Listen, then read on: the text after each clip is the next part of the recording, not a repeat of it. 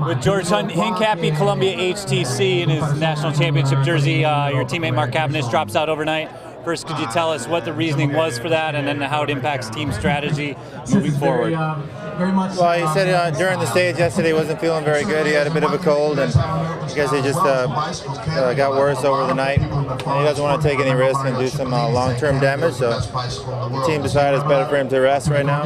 We had a great couple days with him, 2 stage wins, 2 days in the yellow jersey, so we can't really complain about that. Obviously, the race will change a bit for us, but the time trial's coming, and we'll try to do our best tomorrow. Perhaps serendipitous timing in a little way for riders like yourself, because less work to do today, a little more rest for tomorrow? I mean, we would have been ready regardless. It'll just change the tactics a bit today. I expect a lot more aggressive racing in the beginning now, because I don't know if the teams will control as much as we did, so it could make things more exciting for the fans. Oh, I think it's a culmination of factors. He's had a very long season.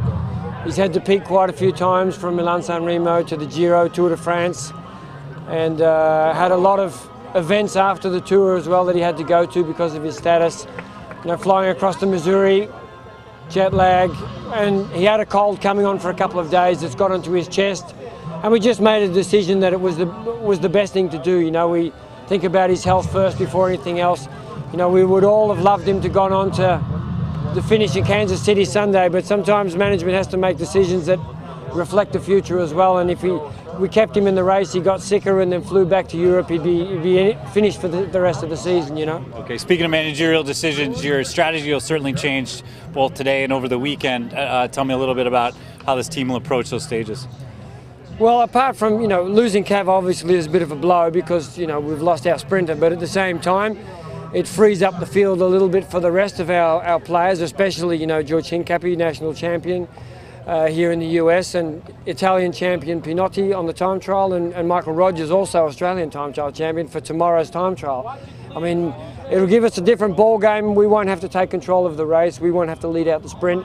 So they get a relative rest day, which doesn't mean that they can relax or be unconcentrated, because we still have to be watching for breaks, but it will let them focus a little bit more on tomorrow, and hopefully we can have a winner in the time trial and then control the race to Kansas City.